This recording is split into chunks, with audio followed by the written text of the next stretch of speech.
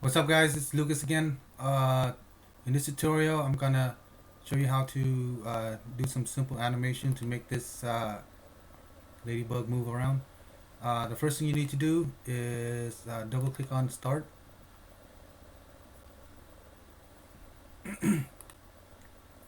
and that would generate a, BTN start click event for the start button. All right, and then you do the same for the stop button. All right, so there you have the start and stop click event. What's next? I'm gonna create a few private uh,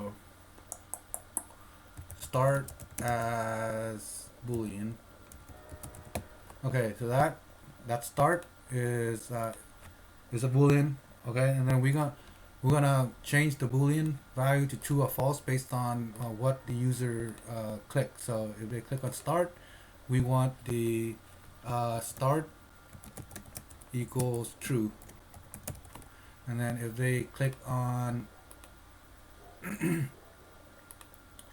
stop, then we want start to be false, right? Okay, so there's our start and stop. Now we're gonna need a few more class variable, um, private. Let's say int x to get the to store the x and y coordinates. So so this would be an integer, which I can't spell. Okay, and then private int y as integer. All right, so now we have int x and int y. Let's set it to let's say a value of 3 right now, equals 3. All right, so we have an x and y as integer, and it's set to 3. Now what we're gonna need to do is go to the toolbox, and we're gonna need a timer. So just drag over your timer, which is here, and just drag it over. Once you drag it over, you're gonna see this. And then just double click on it. It's gonna give you a timer tick, uh, timer one dot tick. All right, and then we're gonna need one more. So double click on the form one here, the title bar.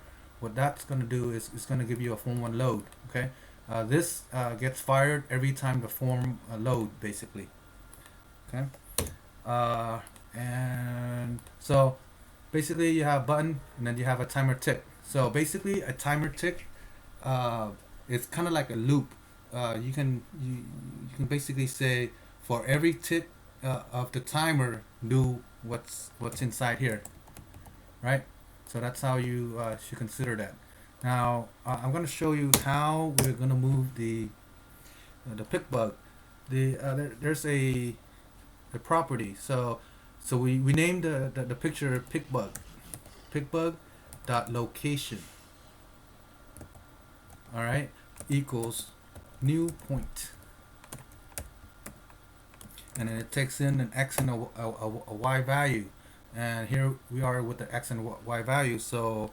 Um, so we're gonna put the x and y value in here, but we're gonna so for every tick of the timer, that pick bug is gonna go this amount as far as the x axis, and then this amount as far as the y axis is concerned.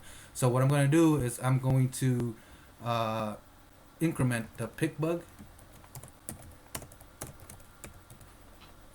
dot left, right, plus int x. And then same thing, so pick bug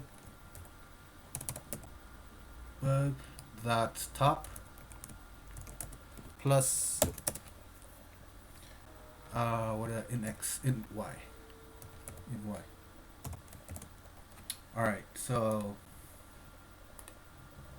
the picture bug, the left side of the picture bug, it's gonna increment by 3, 3 pixels, and then the top is gonna increment by 3.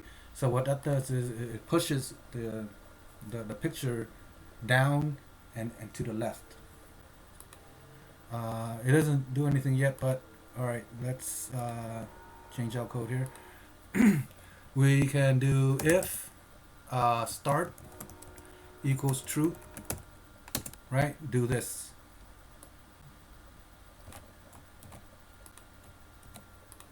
Okay.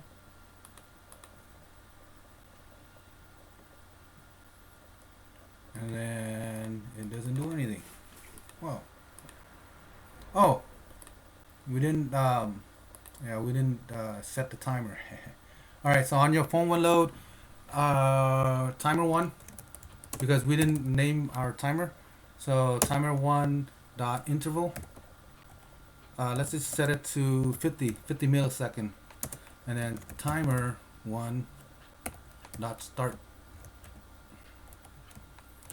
All right, see if that works.